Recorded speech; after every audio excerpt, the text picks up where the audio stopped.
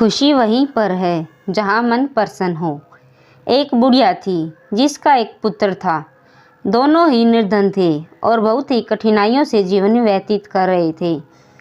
एक दिन बुढ़िया के पुत्र ने अपनी माता से कहा कि यहाँ पर मेरे लिए कोई काम नहीं है, आप मुझे अनुमति दीजिए ताकि मैं किसी दूसरे नगर जाऊँ। हो सकता है कि वहाँ पर मुझे कोई काम मिल जाए और मैं पैसा कमाकर वापस आऊँ। बूढ़ी माँ ने अपने बेटे को एक सिक्का दिया और थोड़ी सी रोटी भी यात्रा मार्ग के लिए दे दी। इसके बाद उसके अपने पुत्र को विदा किया। बुढ़िया का बेटा चलते चलते एक बाजार पहुंचा। वहां पर उसे एक बूढ़ा भिखारी दिखाई दिया। करने वाला तो ईश्वर है। वह सिक्का उसने बूढ़े को दिया। सिक्का देते समय युवक ने उस बूढ़े से कहा कि अब तुम मुझको अपने जीवन का अनुभव बताओ। बूढ़े ने कहा कि कोई भी अपनी वर्तमान स्थिति से संतुष्ट नहीं है। वह सोचता है कि किसी दूसरे स्थान पर जाऊं ताकि मेरी स्थिति बेहतर हो जाए। बूढ़े ने कहा कि मेरे हिसाब से तो वही स्थान उचित है जहां मन को शांति मिले।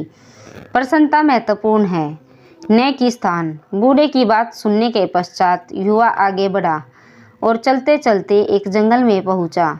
वहां पर उसने देखा कि बहुत सारे लोग एक कुएं के किनारे जमा हैं। उसने उन लोगों से पूछा कि क्या हुआ। लोगों ने कहा कि इस आशा के साथ हमारा कारवां यहाँ पर आया कि इस कुएं से पानी निकाल कर पिएगा।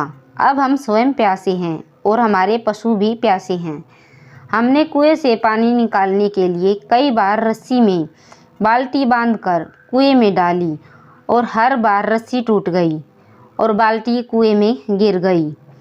अंत में हमने एक व्यक्ति को कुएं में भेजा ताकि वह हमारी बाल्टियों को वापस ले आए, किंतु वह भी वापस नहीं आया। पता नहीं कुएं में क्या है। युवक जो अपने घर से काम के लिए निकला था, उसने सोचा कि इन लोगों को अपनी योग्यता और क्षमता को प्रदर्शित करने का यह बहुत अच्छा अवसर हो सकता है कि कारवां के लोग इसे देखकर मुझे कोई काम सौंप दे।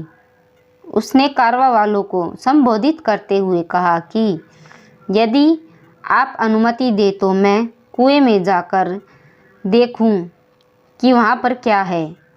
कारवां वालों ने उसे तुरंत ही कुएं में जाने की अनुमति दे दी, क्योंकि वे स्वयं इस कार्य से डर रहे थे। उन्होंने युवक की कमर में रस्सी बांध दी और उसे कुएं में भेज दिया। वह दीवार के सहारे धीरे धीरे कुएं में उतर रहा था। जैसे ही वह पानी के निकट पहुंचकर बाल्टियों को ढूंढने का प्रयास कर रहा था, एकदम से उसे एक बड़े बहुत काले देव दिखाई दिए। देव ने उससे कहा, तुम यहाँ क्या कर रहे हो? देव को देखकर नौजवान डर गया। उसने देव को सलाम किया। इस पर देव हंसा और बोला, सलाम सुरक्षा लाता है। तुम मुझको एक सज्जन युवक लग रहे हो। मैं तुमसे एक प्रश्न करना चाहता हूँ। यदि तुमने मेरे प्रश्न का सही उत्तर दे दिया तो मैं तुम्हें यह अनुमति दूंगा कि तुम कुएं से पानी लेकर सुरक्षित वापस चले जाओ।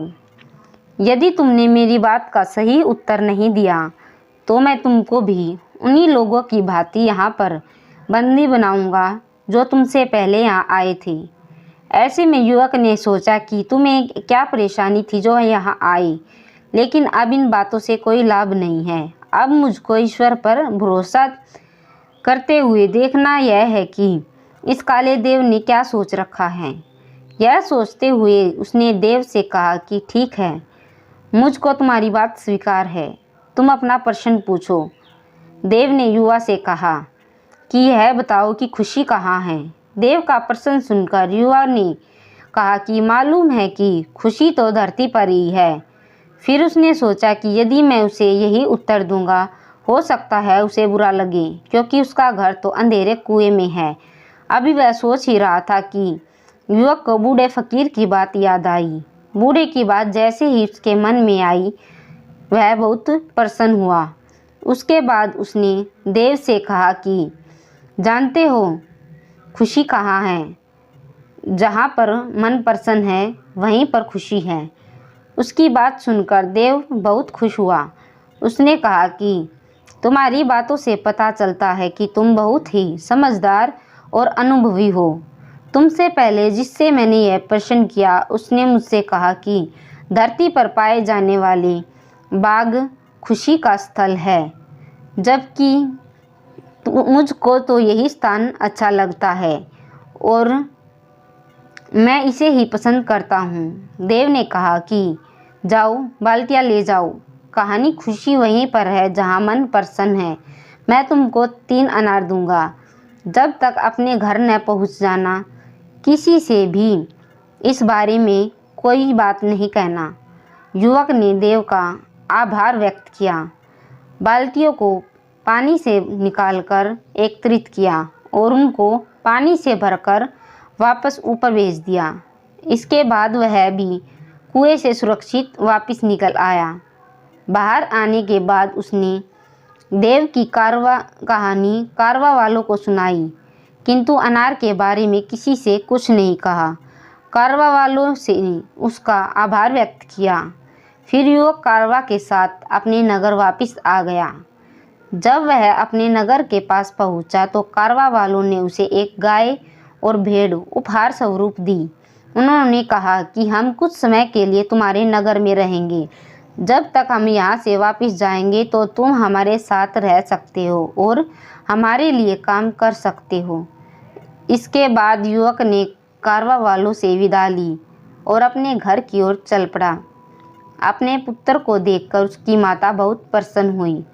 उसने कहा कि बहुत अच्छा हुआ कि तुम आ गए। मुझे तो आशा ही नहीं थी कि तुम इतनी जल्दी वापस जाओगे। युवक ने कहा कि ईश्वर ने मेरी सहायता की। अब तक मुझे एक गाय और भेड़ उपहार में मिल चुकी है। कुछ दिनों के बाद अब मैं कारवा के साथ उनके नगर जा सकता हूँ और उनके लिए काम कर सकता हूँ। रात को माँ और बेटे ने खाना खाया। माँ थकी हुई थी, अतः जल्दी सो गई। युवक ने अपनी जेब से एक अनार निकाला और उसका एक टुकड़ा काटा। अनार के दाने बहुत चमक रहे थे, जो जगमगाते रत्न की भांति थे। युवक को पता चला कि अनार के दाने बहुत बहुमूल्य रत्न हैं। यह जानकर वह बहुत खुश हुआ। वह कारवा के साथ यात्रा पर नहीं गया।